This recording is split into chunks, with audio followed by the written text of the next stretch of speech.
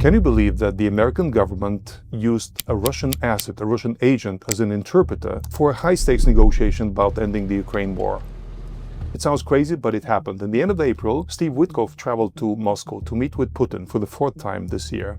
Now, he chose to go alone. He entered the room at the Kremlin where Putin and 2 of his advisors were present.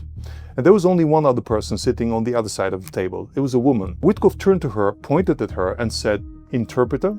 Interpreter? She said, "Mm-hmm." He followed with a question, "From the embassy?" From the embassy. So, okay. Now, let's stop here for a second. The only thing that makes sense here is that he probably thought this was a woman sent by the American embassy as an interpreter. There's one problem with that. The woman that he assumed was his interpreter is not just a Russian government interpreter. We can see her next to important Russian figures such as Lavrov, Medvedev, Putin himself over different years, but she also served as Russia's representative and second secretary to the mission to NATO in Brussels. She also served as an advisor to the Russian delegation to the OPCW, the Organization for Prohibition of Chemical Weapons in The Hague. Now, neither of these are pure interpreter jobs. They're much more compatible with being a Russian spy. Not surprisingly, we see her here, right behind the head of Russia's spy agency, Naryshkin. Now, Yulia, that's her real name, interpreted for Witkoff over the course of that meeting.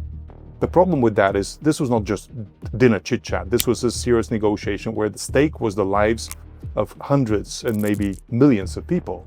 An interpreter can influence the negotiation. I worked as an interpreter. I know that every word that you say, the way you say it, the sentiment, and the way you look even at the client can convey a message. Now, having a spy for the other side serving as your interpreter is inherently dangerous. And the fact that you accept that signals to the other side that you're at the very least incompetent and at the very worst, a very easy target for deception.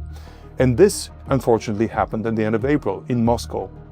Now, as my friend and colleague from The Spiegel, Fidelis Schmidt, joked, if she really was from the American embassy, From the embassy. So, okay. The Americans had assets all over the place and they're going places. Unfortunately, that was only a joke. She was an asset, but not an American one. Like and subscribe for more of these videos.